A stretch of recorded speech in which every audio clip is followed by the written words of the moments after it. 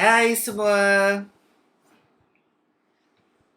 saya adalah Reverend Edmund Smith dan sekali lagi saya ingin berkongsi dari buku saya yang bertajuk Wanita Itu Abangku.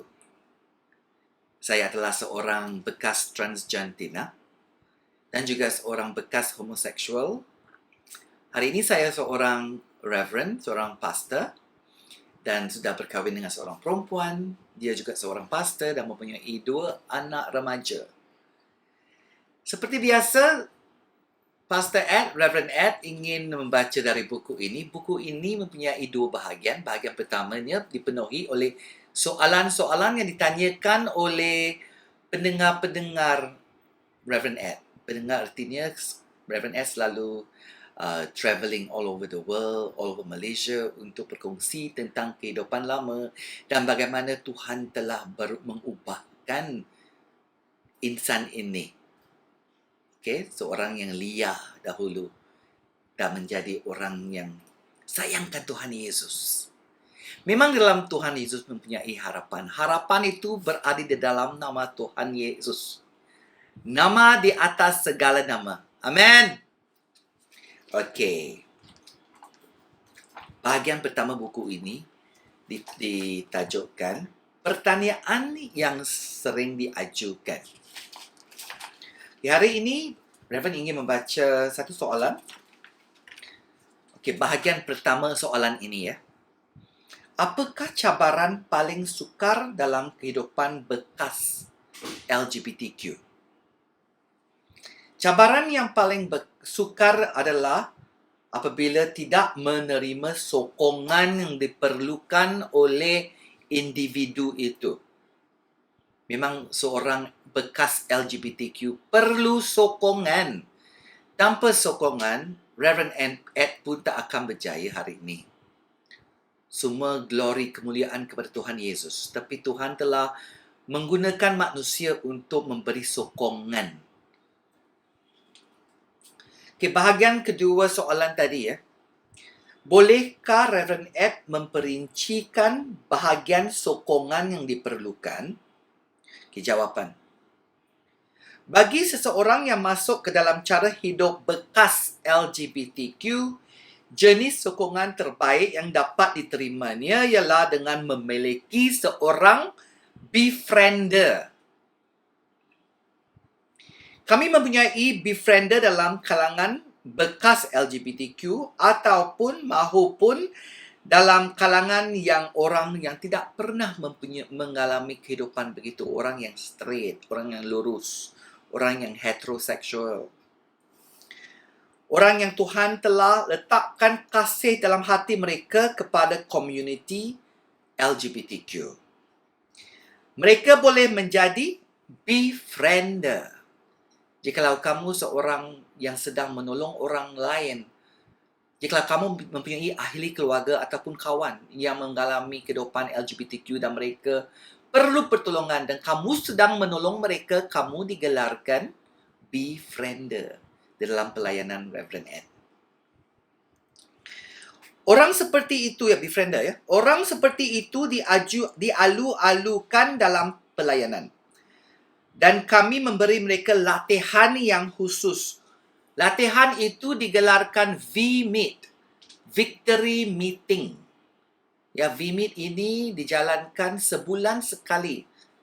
Tahun demi tahun, sebulan sekali. Reverend Ed akan berjumpa dengan semua befriender dan juga befriendee. Befriendee itu siapa? Befriendee ialah orang yang sedang mendapat pertolongan. Befriender itu adalah orang yang sedang memberi pertolongan.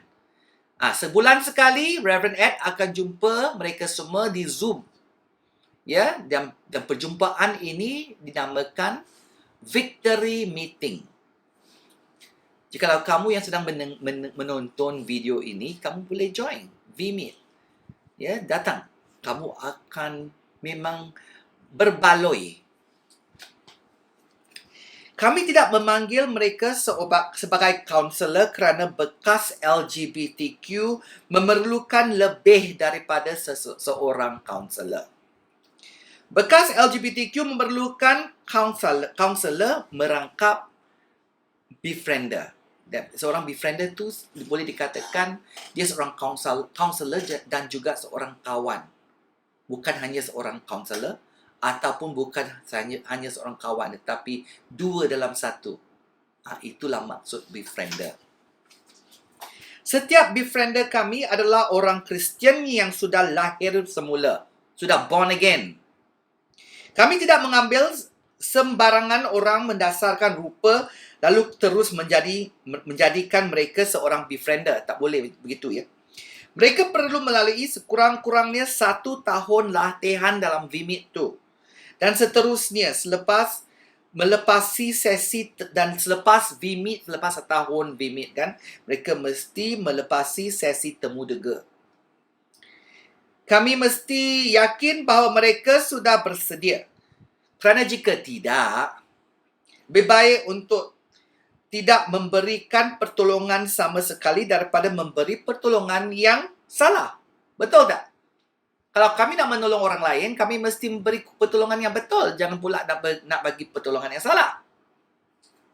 Malangnya walaupun terdapat ratusan LGBTQ yang ingin keluar daripada kehidupan begitu, secara relatif, kami hanya mempunyai sedikit befriender. Dan kursus BMIT ni, yang bulanan-bulanan ini, Reverend Ed telah melancarkan VMIT ni mulai tahun 2004. Setahun, dari tahun itu sampai sekarang. Tahun ini 2021 ya, 2021 tahun ini kan.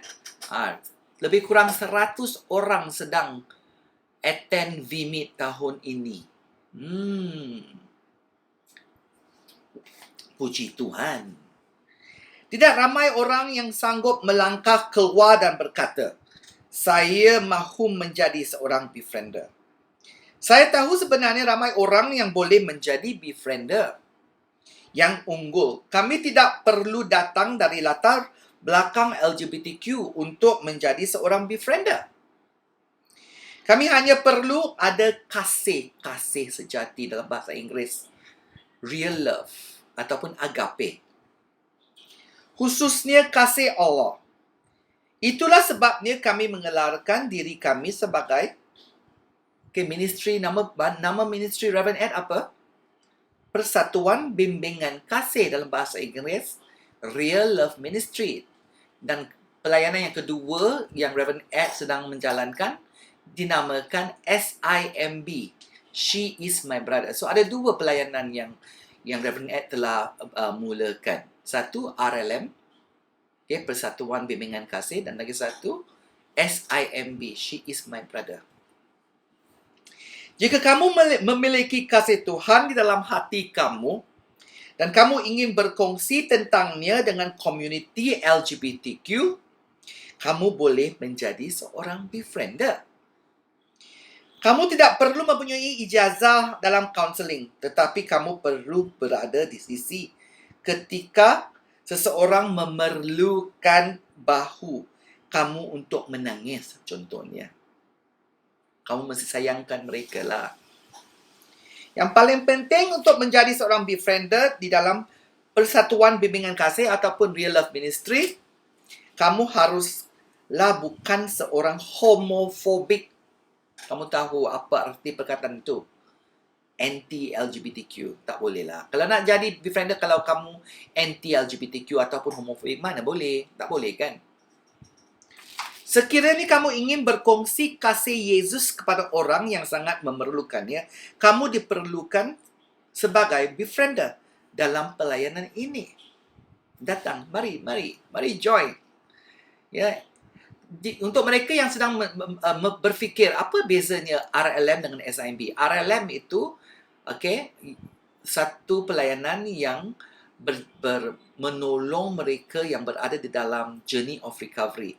Mereka yang bekas LGBTQ yang perlu pertolongan kan. RLM akan berjalan dalam perjalanan mereka.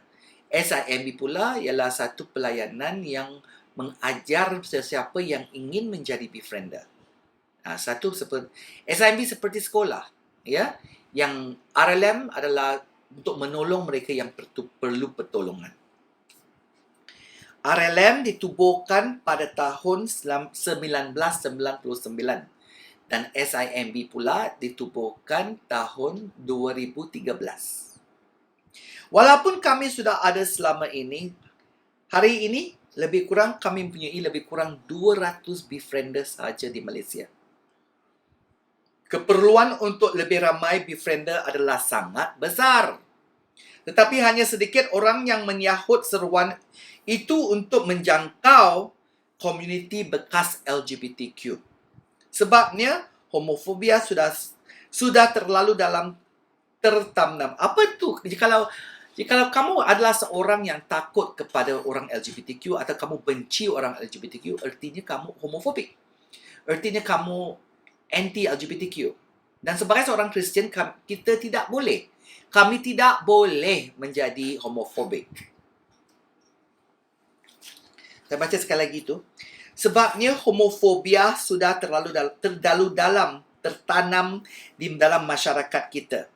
Kami telah menetapkan banyak maklumat pelayanan untuk mengubahnya. Salah satunya adalah mewujudkan kesedaran. Okey. Kami benar-benar impikan dunia yang bekas homofobia. Kami berusaha untuk mencapai impian ini melalui program-program pendidikan. Kami melatih dan menolong orang yang untuk menangani masalah homofobia di gereja, di sekolah, bahkan juga di organisasi, syarikat dan sebagainya. Kami mengajar mereka untuk menunjukkan bahawa kehomoseksualan ini adalah isu yang benar-benar berlaku di dalam kalangan masyarakat di Asia, bukan hanya masalah negara barat. Ramai orang Asia atau rakyat Malaysia berfikir bahawa hanya negara barat yang bertarung dengan homoseksual, isu homoseksual ni atau isu LGBTQ. Tapi itu tidak benar. Gereja-gereja juga bertarung dalam hal ini. Saya tahu beberapa pastor yang bergelut dengan kehomoseksualan ini. Ya, pastor juga, worship leader, ramai Kristian yang mempunyai masalah LGBTQ. Tetapi mereka memang tidak akan bertahu kamu. Ya, kami mesti berdoa ya dalam nama Tuhan Yesus. Tuhan akan bersihkan tubuh Yesus, gereja, ya, dengan darahnya.